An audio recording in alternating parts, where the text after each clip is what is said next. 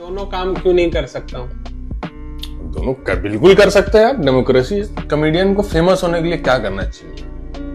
हमको क्या पता क्या करना चाहिए? वोट उसको दो जो देश को अच्छे राह पे जिसका पैसा ले लिया। तुम जानते हो तुम्हारा ही पहला और आखिरी पॉडकास्ट हो सकता है। जो है वो बहुत ना जली रहती है तो देख के चलना पड़ता है। ना FIR करवाओगे दोस्त।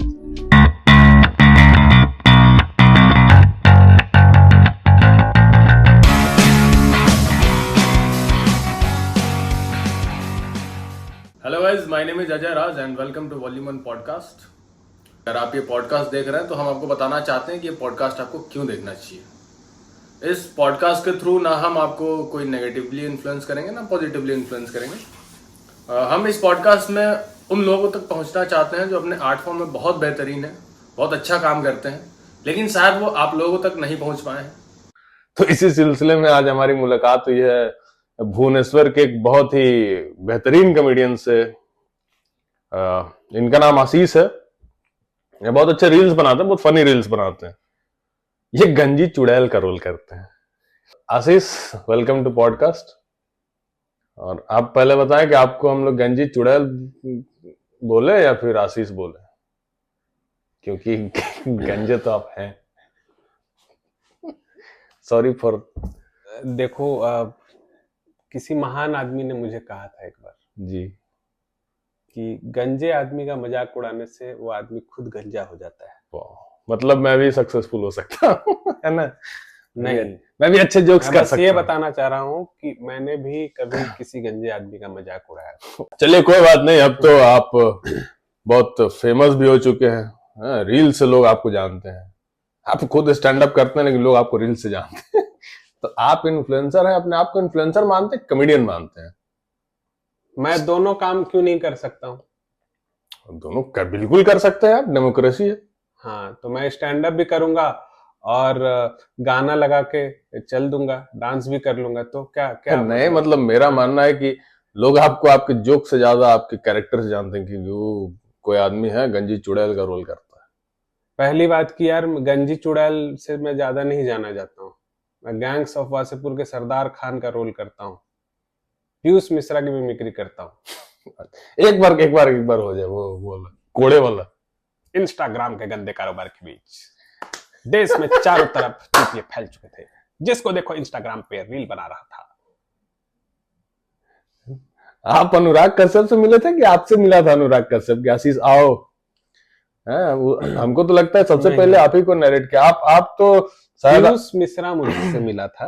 आप झारखंड से है ना, जैसा कि मुझे। झारखंड से हैं। उनको मूवी बनानी थी तो वो लोग घूम घूम के रिसर्च कर रहे थे कि कैसा कैरेक्टर। तो वो मुझे मिला, वो लोग बोले कि नहीं, झारखंड का कैरेक्टर कोई नहीं मिल पा रहा। तो मैंने उनको बताया कि देखिए आप ऐसे वाला आवाज में करोगे वॉइस ओवर तो सब सही हो जाएगा। पूरा एक्सेंट वैक्सेंट सब मैं बताया उन लोगों को यार। वाह, ठीक है। लेकिन वही है, आज के जमाने में टैलेंट की कोई कदर नहीं है ना?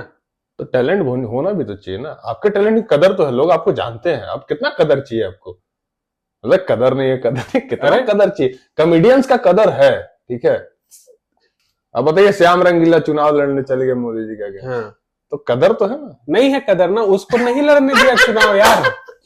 वो कॉमेडियन कितना अच्छा कॉमेडी करता है, उसको तुम चुनाव नहीं लड़ने दिए। बताओ, कब से कब उसके उस शहर में 200-300 फॉलोअर, 2-3 हजार फॉलोअर होते, उसको वोट देते। तुम चुनाव उसको नहीं लड़ने दिए। बोले कि नहीं तुम्हारा कागज सही नहीं है। अरे कागज तो उसका सही ही था यार, श्याम रंगीला नाम है ना? कागज कैसे गलत हो सकता है? उसका कलर प्रिंट करा के लाया था। नहीं, हाँ, पूरा वो लेके गया था, लेकिन बेचारे को लड़ने नहीं दिए। नहीं, लेकिन हमको लगता है कि मिमिक्री वालों के लिए सबसे बड़ा ये भी एक दिक्कत है ना, वो मोदी जी का मिमिक्री करता था।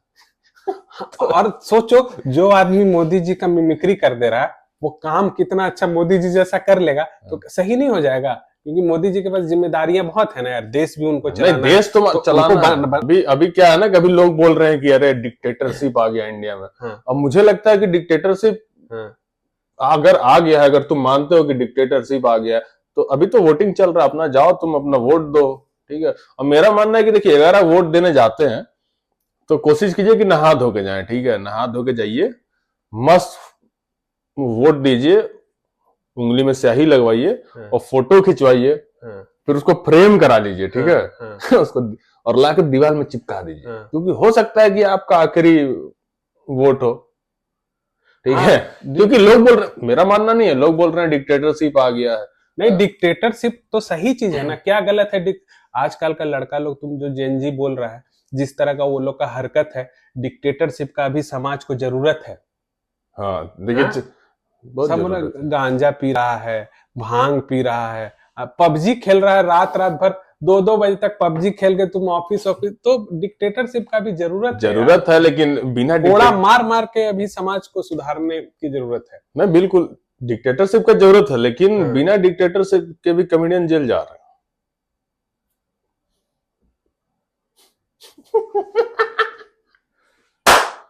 जेल जा रहे हैं तो यार चेंज द टॉपिक। देखो जेल अगर कोई जा रहा है, हाँ। मान लो अगर कोई जेल जा रहा है, ऑडियंस तो मिलती है। जेल जाने से क्या वो गुनाहगार साबित हो गया? नहीं, कोर्ट में केस चलेगा, साबित करना पड़ेगा, प्रूफ करना पड़ेगा। अरे 2-4 दिन तो जेल कोई भी चला जाता है यार। और हमको अभी दिल्ली के चीफ मिनिस्टर भी तो चले गए थे, तो क्या वो गुनाहगार साबित हो गए? नहीं, और हमको लगता है कि जेल जाना बढ़िया चीज है। आपको यहाँ ओपन माइक के लिए दर दर भटकना पड़ता है, कहीं माइक हो रहा है क्या? हाँ। 4 बजे से आपको जेल में पूरी ऑडियंस मिल रही है। Life is all about experience. Life में अगर आप जेल चले गए, आपको जेल के बारे में एक्सपीरियंस हो गया, नया स्टोरी मिल गया, उस पे 15-20 मिनट, आधा घंटा का आप एक कहानी बना लिए, और उसमें और क्योंकि वहां पे नॉर्मल आदमी तो है नहीं। हाँ, और ऐसा इतना जोक देगा वो लोग जो कि ये रोड पे चलने वाले आदमी नहीं दे पाएंगे। बहुत बढ़िया आपने जोक लिखने का प्रोसेस समझाया है कि अगर कोई जोक नहीं लिख पा रहा तो वो जेल जाकर जोक लिख ले, 40 मिनट का कंटेंट बना ले। आपका क्या प्रोसेस है? आप कैसे जोक्स लिखते हैं? थोड़ा सीरियस बात कर लेते हैं। हाँ, आप कैसे जोक्स लिखते हैं? मेरा जोक लिखने का प्रोसेस ये है कि चीजों को ऑब्जर्व करता हूँ और उसको फिर लिखने की कोशिश करता हूँ। जैसे मैं एक बार ट्रेन में जा रहा था, मैं झारखंड का हूँ, तो बहुत साल बाद ना अपने झारखंड वाली ट्रेन में बैठ के जा रहा था, तो 2-3 लोग झारखंड के बैठे चढ़े उसके ऊपर, और वो लोग ऐसे बात कर रहे हैं कि हम यहाँ चल जाएंगे, तुम वहां चल जाना, वो वहां चल जाएगा। इतना यहाँ हुआ हो गया, हमको लगा साला हम भी ये उतर जाए का। तो इस तरह का एक जोक था, वो काफी अभी वायरल हुआ झारखंड में। तो बहुत लोग ना गालियां भी दे रहे हैं कि तुम झारखंडी हो के झारखंड का ऐसा मजाक उड़ा रहा है ना। तुम एक बार रांची आओ, तुमको बताते हैं। रांची में मैं सोल डाल दिया, रांची गया, साला कोई आया ही नहीं। और वहां गए तो एक बंदा मैसेज कर रहा कि तुम ना डंगरा टोली आओ, तुमको बताते हैं। कोई मार खाने के लिए डंगरा टोली जाएगा? हाँ? अगर कांटा टोली रास्ता में पड़ता तो फिर भी हम मार खाते हुए बैठ के फिर निकल लेते। अलग से कोई ऑटो लेके, टेम्पू लेके, रिक्शा लेके जाएगा क्या? तो मतलब आप स्टैंड अप में आप वीडियो डालते हैं, तो अगर उसमें गालियां पड़ती हैं, तो आप उससे डील कैसे करते हैं? मतलब क्या है प्रोसेस? गालियों में ना बहुत मजा आता है, क्योंकि बहुत लोग ना बहुत इनोवेटिव गाली भी देते हैं, है ना, कि बहुत मजा आता है उसमें, कि बहुत इनोवेटिव कर करके गाली देते हैं। तो गालियों को तो मजा वाली चीज है यार, वैसा कुछ नहीं है। बाकी क्या है, गाली पड़ते रहती है यार, टेंशन नहीं है। गाली पड़ रही मतलब तुम वायरल हो रहे हो। लोग गाली क्यों पड़ रही है? क्योंकि वैसे लोगों तक आपका रील पहुंच रहा है जो आपको नहीं जानते हैं, क्योंकि जो नहीं जानते वही गाली देंगे। नए लोग हैं तो नए आदमी ही गाली दे रहा, तो नए आदमी तक कैसे पहुंचा? ऑब्वियस सी बात है कि कुछ लोग शेयर कर रहे हैं, रील आपकी वायरल जा रही, तब तो नए आदमी तक पहुंच रहा है। तो ये तो पहला इंडिकेशन होता है कि है ना। तो आप लोग आपदा में अवसर खोज रहे हैं ना? बिल्कुल, आपदा में अवसर, वो तो काम ही है यार, इंडिया है। देश का प्रधानमंत्री भी बोल रहा है कि आपदा में अवसर खोजो। तो ढूंढना तो पड़ेगा ही ना यार, बेरोजगारी है देश में कुछ। अच्छा, ये भी चीज है क्या कि जो कॉमेडियंस है वो पॉलिटिकल जोक्स करने से डरते हैं? पॉलिटिकल जोक्स करने से डरते हैं, और रिलीजियस जोक करने से तो और भी ज्यादा डरते हैं। वो नहीं करना चाहिए, मेरे हिसाब से नहीं करना चाहिए रिलीजियस जोक, क्योंकि सबका एक सेंटिमेंट है। हाँ। लेकिन पॉलिटिकल जोक में तो मुझे नहीं लगता है कि आप पॉलिटिकल तो कर ही सकते हैं। पॉलिटिकल जोक देखिए करने का कर सकते हैं, अब वही बात होती है कि समाज किस तरह से एक्सेप्ट कर रहा है उसको, है ना। अब कोई आपके पीछे ही पड़ जाएगा, जैसे बहुत से कॉमेडियन उनके पीछे ही पड़ जाते हैं लोग, है ना। पूरा आईटी सेल उनके पीछे पड़ गया कि ये आदमी इसका अकाउंट ब्लॉक करा दो। इतना रिपोर्ट मारते हैं कि वो आदमी फिर ऊपर बढ़ ही नहीं पाएगा। फिर वो आदमी बिग बॉस जीत जाता है।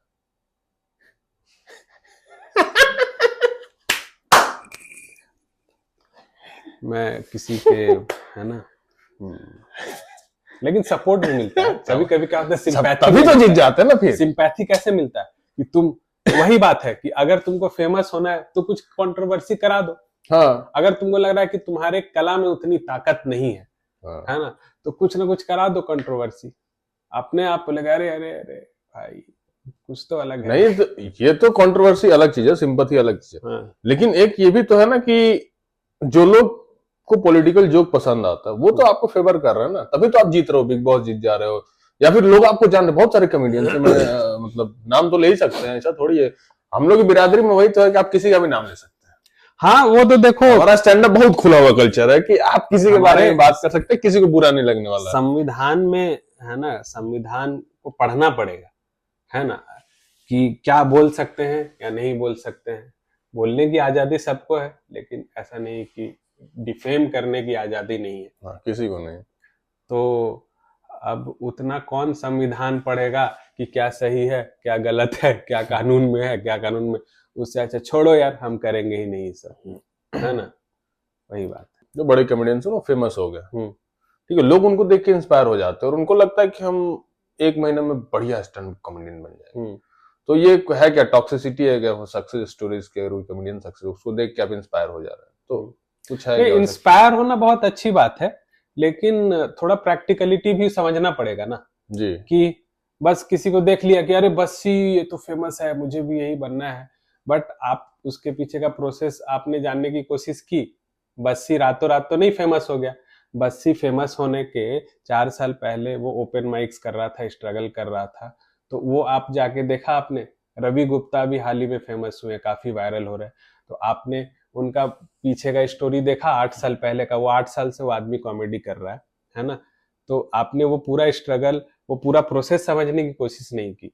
तो वही है, आपको प्रोसेस समझना पड़ेगा कि स्टैंड अप कॉमेडियन बनने का प्रोसेस क्या है, वो प्रोसेस को फिर ट्राई करना पड़ेगा। चलिए ये सब सक्सेस स्टोरीज तो हम लोग समझ गए, ठीक है।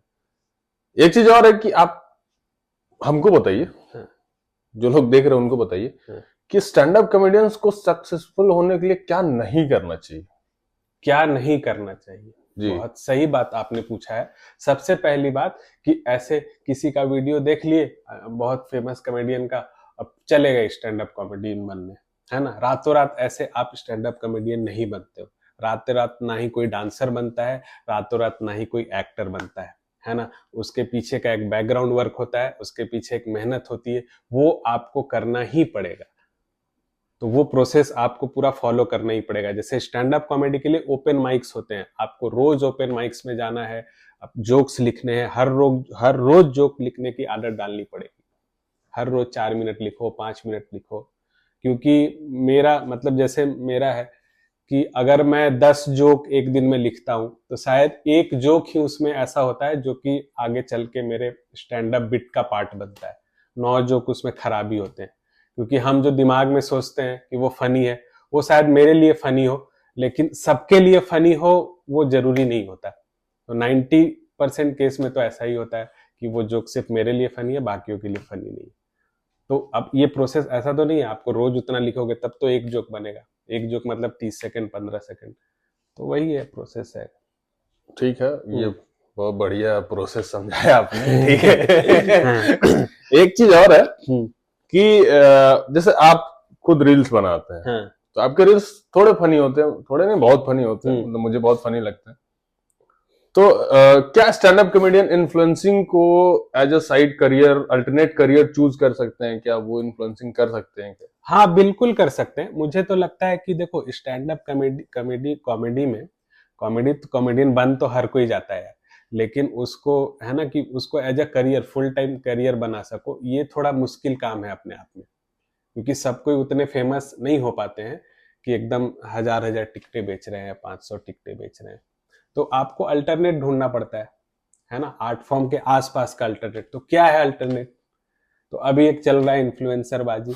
तो आप इन्फ्लुएंसर बन जाओ, उधर से ब्रांड डील्स आती है, मुझे भी आती है, एक तो करता हूँ। उसके अलावा और भी बहुत से अल्टरनेट हैं, जैसे कुछ मेरे बहुत से स्टैंड अप कॉमेडियंस दोस्त हैं जो बहुत फेमस नहीं हो पाए हैं, जो शायद ऑडिटोरियम फिल नहीं कर पाते, लेकिन वो बहुत अच्छे कॉमेडियंस हैं। तो वो लोग राइटर बन चुके हैं, है ना। तो मैं नाम किसी का नहीं लेना चाहता हूँ, बट बहुत से अच्छे स्टैंड अप कॉमेडियन अभी राइटिंग का काम करते हैं, फिल्में लिखते हैं, जोक्स लिखते हैं, एड्स लिखते हैं। एक एक एड लिखने के लिए 2-2 लाख 3-3 लाख ऐसे मिलते हैं। सो बहुत सारे, है ना, कंटेंट राइटर कुछ लोग बन गए। तो वही सब चीजें हैं आपको, तो वही हसल है ना। मोटा पैसा है स्टैंड अप में, है ना। मोटा नहीं, हसल तो है। देखो मतलब जब एक तक बार अब जब फेमस हो जाते हैं तो मोटा पैसा तो है। मोटा पैसा, हाँ मोटा पैसा है, बिल्कुल सभी आर्ट फॉर्म में होता है। हाँ, लेकिन लेकिन मेरा ये मानना है कि जो लोग भी सच्चे दिल से आ रहे हैं इस फील्ड में, वो पैसा देख के शायद नहीं, अगर जो पैसा देख के आएगा वो बहुत दिन सरवाइव नहीं कर पाएगा। लेकिन देखेगा कभी तो देखेगा ना। अच्छा, घर का मम्मा का गहना थोड़ी बेच के स्टैंड अप करेगा। हाँ, तो जो देखना तो जो पड़ेगा पैसा ना। देख के आ रहा, पैसा बिल्कुल जरूरी है, लेकिन चूंकि जो स्ट्रगल है, अगर आपका वो पैसा नहीं है तो स्ट्रगल आप ज्यादा दिन उस फील्ड में कर ही नहीं पाओगे। अगर आपका पैशन है तो आप 2 रोटी खा के भी भैया कर लोगे, 4 रोटी खा के भी, साइकिल चला के भी, ओपन माइक करके आप कर लोगे। पैशन की ताकत ही वही है ना यार। पैशन नहीं, वो पैशन तो के लिए पैशन, आप हर कुछ कुर्बान करने के लिए तैयार होते हो। सो वो जैसे कुछ लोग नौकरी छोड़ के भी स्टैंड अप परस्यू कर रहे हैं। बहुत लोग करते हैं नौकरी छोड़ के स्टैंड अप, लेकिन बहुत से मेरे दोस्त भी लोगों ने भी किया है। लेकिन मेरा मानना है कि जब तक आप एक सर्टेन लेवल तक नहीं पहुंच जाओ स्टैंड अप कॉमेडी में, तब तक जॉब नहीं छोड़ना चाहिए, क्योंकि उतना भी मुश्किल नहीं है। आपको दिन में 1-2 घंटे निकालने होते हैं, शाम का समय निकालना होता है, इवनिंग वीकेंड निकालना होता है, तो उतना आप निकाल के कर लोगे। नहीं तो निकालना, चलिए उनके लिए तो सही है जो मुंबई, दिल्ली, बैंगलोर रह रहे हैं, उनके लिए तो सही है। जो छोटे शहर में है जहाँ पे स्टैंड अप नहीं होता है, ओपन माइक्स नहीं होते हैं, तो उनके लिए क्या वो एक बहुत महंगा आर्ट फॉर्म है? महंगा आर्ट फॉर्म उनके लिए, देखो उनके लिए ना स्ट्रगल ज्यादा है। जैसे मैंने खुद ऐसे शहर से मैं 5-6 साल से कर रहा हूँ, तो मेरे लिए, मैं अपने स्ट्रगल बता रहा हूँ कि छोटे शहर में क्या होता है कि ओपन माइक ज्यादा नहीं होते, हफ्ते में 1 ओपन माइक होते हैं। आप बड़े शहर में जाओ, वहां हफ्ते के 100 ओपन माइक होते हैं, तो आपका ग्रोथ भी उसी हिसाब से होगा ना। तो बड़े शहर में अपॉर्चुनिटी ज्यादा है। हाँ, तो मैं क्या कर रहा था कि तो छोटे शहर के लोगों के साथ स्ट्रगल यही, एक तो ओपन माइक कम होते हैं, वहां लोग नहीं है आपको बताने के लिए, तो आपको खुद ही से शुरू करना है, खुद ही ओपन माइक कंडक्ट कराना है, खुद ही जाके अकेले करना है, सारी चीजें खुद करनी है। बहुत से शहर में तो इतना भी नहीं कि कैफे भी नहीं होता। आप तो फिर भी मान लो किसी स्टेट के कैपिटल में रह रहे हो, तो वहां पे कैफे है। जैसे आप भुवनेश्वर में रह रहे हैं, भुवनेश्वर में फिर भी 1-2 माइक, 2-3 माइक हो जाते हैं हफ्ते के। आप मान लो कहीं ऐसी जगह पे रह रहे हो, मान लो संबलपुर में रह रहे हो, है ना, संबलपुर फिर भी थोड़ा बड़ा शहर है। आप मान लो तालचर में रह रहे हो उड़ीसा में, या फिर आप झारखंड के किसी गुमला में रह रहे हो, बुंडू में रह रहे हो, ऐसे किसी जगह पे रह रहे हो, लोहरदग्गा में रह रहे हो, तो कहाँ, वहां तो ओपन माइक नहीं है, वहां शायद रेस्टोरेंट भी नहीं होंगे, कैफ, तो आप कहाँ ओपन माइक करोगे। तो स्ट्रगल तो है। तो उन लोगों के लिए क्या है, अभी फिर भी कोविड के बाद एक ऑप्शन आ गया कि ऑनलाइन ओपन माइक्स। जैसे मैं एक कॉमेडियन को जानता हूँ, बहुत अच्छा नहीं करता, लेकिन वो आदमी फिर भी समहाउ सरवाइव कर रहा है। वो सिंगरौली में रहता है, एमपी के, अच्छा, है ना, जो कि बहुत बहुत बड़ी जगह नहीं है, छोटी सी जगह है। सो वहां से केवल वो ना ऑनलाइन ओपन माइक करके ही उसने एक सर्टेन लेवल ऑफ मतलब फनीनेस या फिर स्टैंड अप कॉमेडी में कुछ एक लेवल अचीव किया है।